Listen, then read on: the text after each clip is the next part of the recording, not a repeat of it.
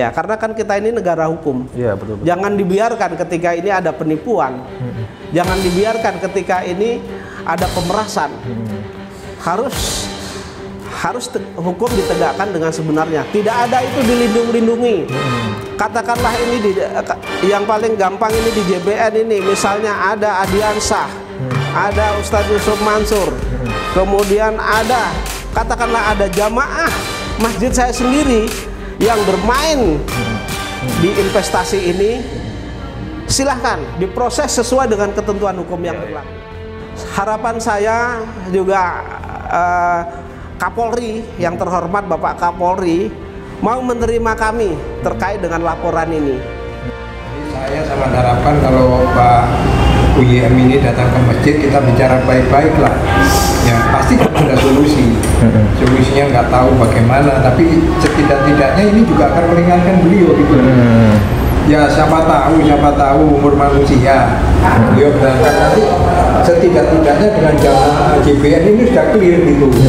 Tidak akan ada tuntutan lagi nanti di sana, gitu ya kan. Jadi kita sekaligus mengingat PT itu adalah direktur utamanya PT AD Partner Perkasa, itu tidak hadir.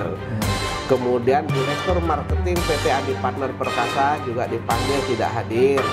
Kemudian ketua yayasan program pembibitan penghafal Al-Quran Pondok Pesantren Tahfiz Al-Quran itu tidak hadir. Kemudian ketua BMT Darussalam Madani itu juga tidak hadir. Kemudian Jam'an Nur Khotib Mansur alias Yusuf Mansur itu tidak hadir. Gitu Mas.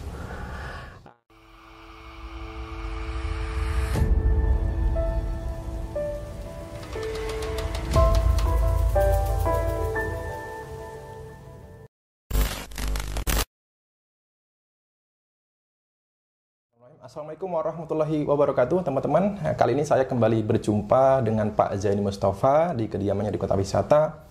Ya, untuk berbincang-bincang sekali lagi terkait dengan investasi JBN Batubara ya, di mana program ini ditawarkan oleh Saudara Ustadz Mansur di dalam ruang Masjid Darussalam Kota Wisata Cibubur, Jawa Barat ya.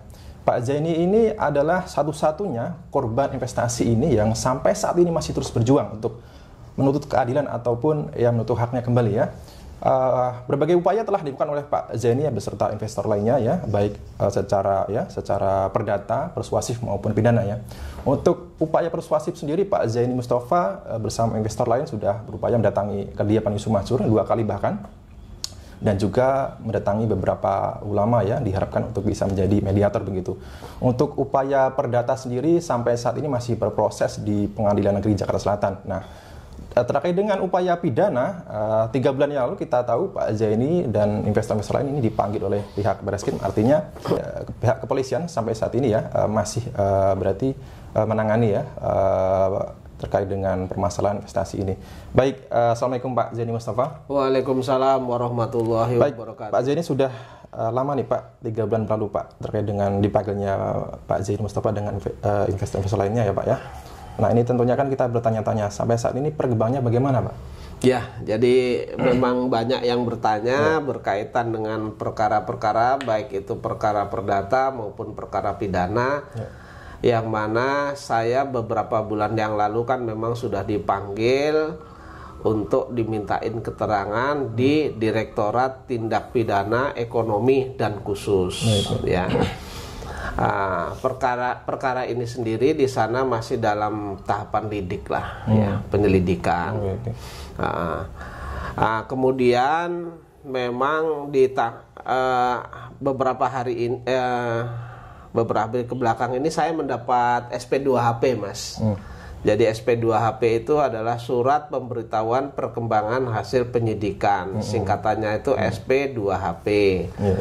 Itu tanggal surat ini adalah tanggal 21 Desember 2022. Nomor suratnya adalah B/1006/12 Romawi /res titik 1.0011/2022 DTPideksus ya. Jadi tindak pidana ekonomi dan khusus gitu. Dari SP2HP ini pihak yang berwajib itu telah memanggil 14 orang, Mas. 14 orang. Kemudian 14 orang ini diantaranya 5 orang itu sudah hadir, tetapi yang 9 orang itu belum. Yang hadir itu adalah saya yang dipanggil, kemudian Insinyur Bima Catur Sakti hadir, kemudian Sutiono Nur Hadi hadir, kemudian Imam Prakoso hadir, kemudian Nur Samsu itu hadir. Yang tidak hadir di sini adalah Pak Aryono Ardi, itu tidak hadir, sudah dipanggil. Kemudian Khalid Said sudah dipanggil, tidak hadir. Kemudian Yahu dipanggil, tidak hadir. Kemudian kalau Insinyur Zahrul Anwar EB ini kan memang sudah meninggal. Jadi sudah meninggal. Terus kemudian yang dipanggil lagi yang berkaitan dengan PT itu adalah Direktur Utamanya PT AD Partner Perkasa, itu tidak hadir. Kemudian Direktur Marketing PT AD Partner Perkasa juga dipanggil, tidak hadir. Kemudian Ketua Yayasan Program Pembibitan Penghafal Al-Quran Pondok Pesantren Tahfiz Al-Quran itu tidak hadir. Kemudian Ketua BMT Darussalam Madani itu juga tidak hadir. Kemudian Jam'an Nur Khotib Mansur alias Yusuf Mansur itu tidak hadir, gitu, Mas. Sehingga dengan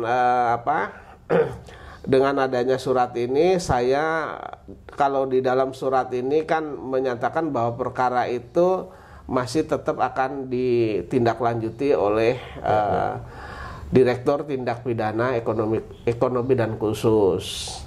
Kemudian saya memang kemarin juga menyambangi Mabes Polri untuk mempertanyakan tindak lanjut perkara ini.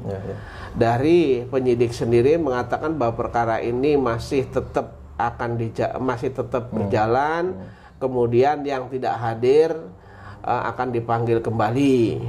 Kalau nanti dipanggil kembali tidak hadir, kan ada mekanisme yang bisa ditempuh, Mas, gitu. Mekanisme apa saja, Pak? Ya mungkin kalau tidak hadir karena ini kepentingan negara, kan bisa juga dengan upaya paksa kan. Upaya gitu. Paksa. Iya, karena ini kan kepentingan negara gitu. Oke.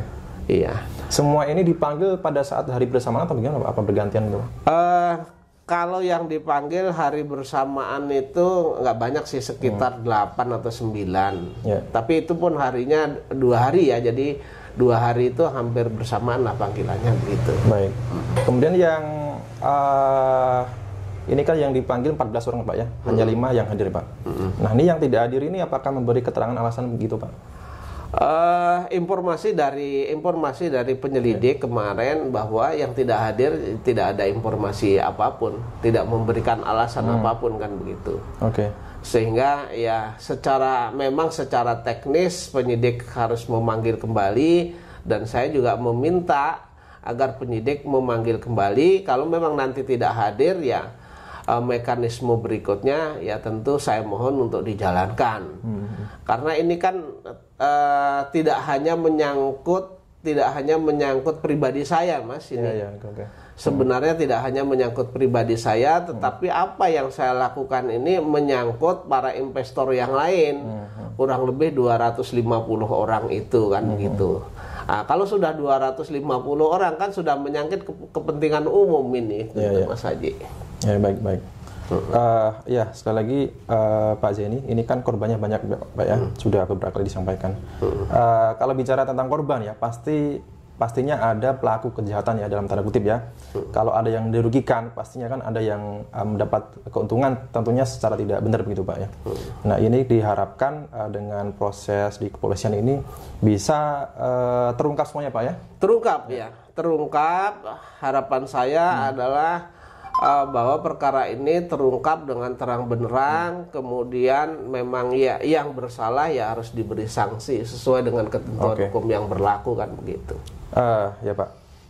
terkait dengan keberadaan dari ini kan tambang batubara Pak ya. Ya. Ini apakah sudah diselidiki oleh kepolisian? Apakah memang tambang ini benar-benar ada begitu Pak? Saya sudah bersurat ke Tanah Bumbu, itu suratnya kembali, kemudian ke SDM, itu juga, SDM belum ada jawabannya. Oke, baik. Oke, Pak Zaini, kalaupun nanti ya mudah-mudahan ini bisa diproses dan juga ada tersangka di sini Pak ya. Iya. Kalaupun ini Pak sudah ada penetapan tersangka Pak, seperti misalkan kasusnya Indra Kents Pak ya, ataupun Doni Salmanan Pak. Walaupun Indra Kents ini ditangkap Pak, ini tetap saja korban itu tidak mendapatkan uangnya kembali Pak. Kalau misalkan hal itu terjadi nanti bagaimana Pak? Ya kan begini, berkaitan dengan tindak pidana itu katakanlah misalnya nanti ada tersangkanya ada tersangkanya kemudian divonis bersalah. Dengan adanya vonis bersalah itu nanti akan kita gunakan untuk mengajukan gugatan perdatanya. Oke, gitu. Jadi akan berlanjut ya, perdata begitu Pak ya. Oke, baik. Nah, di sini ada peran ya Ustadz Yusuf Mansur sebagai komisaris utama ya, walaupun beliau ini membantah begitu ya, dan beliau sendiri lah yang mempresentasikan atau menawarkan begitu Pak ya. Iya. Artinya beliau ini bisa dikatakan ikut terlibat Pak.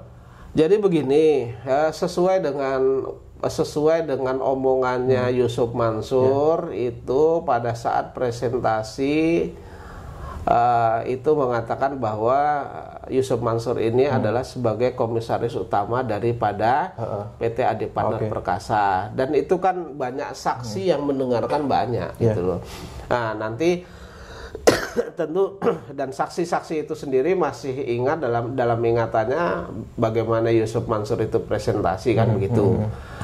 Kemudian sesuai dengan putusan perkara perdata nomor 313 yaitu garis miring PDTG ya garis miring titik G garis miring 2011 garis miring PN Jakarta Selatan yang diputus itu tahun 2012 itu kan Yusuf Mansur ini digugat oleh salah satu bank di mana kedudukan Yusuf Mansur ini sebagai komisaris utama. Jadi bagaimana mau dibantah kan begitu. Oke. Ya, dan Ustadz Yusuf Mansur sendiri yang memperkenalkan sosok Ardiansah ini Pak ya. Sosok Ardiansah dia memperkenalkan bahwa Ardiansah ini sebagai ahli sedekah begitu ya. Iya. Baik, tentunya ini diharapkan bisa terungkap. Jadi sebenarnya ada hubungan apa begitu Pak ya? Ardiansah dengan Yusuf Mansur ini begitu Pak ya? Iya. Jelas kalau hubungannya begini di perkara 313 itu jelas yang bersangkutan badan hukumnya adalah PT Adi Partner Perkasa, kemudian direktur utamanya Ardiansah, kemudian komisaris utamanya Yusuf Mansur. Hal apa lagi yang harus dibantah? Adanya putusan pengadilan itu kan produk negara Mas. Baik. Iya. Baik, sekali lagi ya bahwasanya ini diharapkan akan segera terungkap dan ditangkap juga ya sosok pelaku aktor utama, aktor intelektualnya Pak ya. Iya. Dan juga bukannya ini bukannya kita berharap hanya menyasar satu orang ya, UGM saja begitu enggak. Jadi diharapkan semua yang terlibat, semua yang mendapatkan untungan gitu Pak ya, ini bisa diproses begitu Pak ya. Karena ini kan kami menduga bukan hanya kejahatan yang dilakukan oleh satu orang, tetapi dugaan saya ini ada keterlibatan dari beberapa orang. Ya jauh sebelumnya mungkin dugaan saya sudah memang didesain ya by Desik. Jadi diduga ini memang ada persekongkolan gitu ya? Ya kan ada Yusuf Mansur di sana, ada PT-nya, kemudian ada komisarisnya, kemudian ada yang menerima uangnya, kan itu harus diperiksa semua kan, gitu. Dan tiga pihak ini dari BMT, kemudian UIM sendiri dan juga Direktur PT Adi Partner Perkasa, Ardiansah ini tidak hadir semua Pak? Tidak hadir semua. Oke, baik ya. Tentunya ini diharapkan ya ada sikap kooperatif ya dari yang bersangkutan supaya ini bisa ya terungkap terang benderang gitu. Ya, kooperatif. Terang gitu, Pak. Ya. Ya. Oke, kooperatif, kemudian terungkap secara terang benderang. Karena di sini kalau misalnya Yusuf Mansur dipanggil nggak hadir, kemudian ketua BMT dipanggil nggak hadir, direktur marketingnya dipanggil nggak hadir, terus kemudian direktur utamanya dipanggil nggak hadir, kan menjadi masalah yang tidak bisa terang benderang kan begitu. Oke, Pak. Nah, harapan saya seperti BMT yang menerima uang investasi saya, kemudian Yusuf Mansur yang presentasi, ya harapan saya memberikan contoh kepada umat, ya mereka menjelaskan apa yang terjadi dalam perkara ini kan begitu. Ya. Jadi bisa dijelaskan. Jadi larinya uang sebesar itu kemana, Pak? Ya. Uang 55 miliar, Pak ya? Hampir 50 miliar, Pak ya? Hampir 55 miliar awalnya, tapi memang sudah ada yang dikembalikan. Gitu. Ya, itu pun hanya beberapa persen saja, Pak ya? Beberapa persen saja. Gitu. Ya, ini kan menjadi tanda tanya besar ya. Hampir sudah lebih 10 tahun ini, Pak ya? 10 tahun lebih ya, Pak ya? 10 tahun ya. Ya, oke. Ini baru baru ada upaya dari pihak kepolisian, tentunya ya diharapkan kepolisian bisa mengungkap sekali lagi ya. Terkait dengan ini, Pak, ini kan sudah berlalu sekali lagi 10 tahun lebih ya, Pak ya. Ini Pak, apakah kesulitan dari pihak kepolisian nanti, Pak, dalam menangani perkara ini, Pak? Karena mungkin kan ada bukti-bukti mungkin dari pihak korban yang mungkin hilang gitu, Pak. Oh, nggak ada yang sulit ini. Ya. Dokumen kan berada di BMT Darussalam semua. Okay. Kemudian tinggal nanti diperiksa, para korbannya diperiksa kan begitu. Kemudian dokumen-dokumen kan berada di BMT Darussalam. Apa yang sulit? Ya. Insya Allah nggak sulit Mas ini. Oke. Iya. Oke, Pak, sekali lagi Pak, perlu ditegaskan kembali, walaupun sudah Pak Zaini sampaikan, Pak. Kenapa setelah sekian lama, 10 tahun lebih ini, Pak Zaini beserta investor ini ada upaya untuk menggugat ataupun melaporkan ke kepolisian, Pak? Sebenarnya teman-teman juga hampir semua tahu ketika ini terjadi masalah ini. Sebenarnya dari awal itu saya sudah ingin melakukan upaya hukum, Mas. Baik pidana maupun perdata, dan teman-teman tahu lah itu semuanya. Cuman kan pada saat awal-awal kemudian itu kan dari teman-teman saya itu kan didekati beberapa ulama lah, beberapa tokoh masyarakat, beberapa ulama, beberapa teman, itu mereka mencegah saya lah, katakanlah mereka mencegah gitu. Jadi ya jangan diungkap dulu lah, karena di sini ada sosok Ustadz Yusuf Mansur yang mana ini kan masih potensi kedepannya masih bagus lah gitu. Sehingga ya mudah-mudahan nanti bisa selesai kan begitu.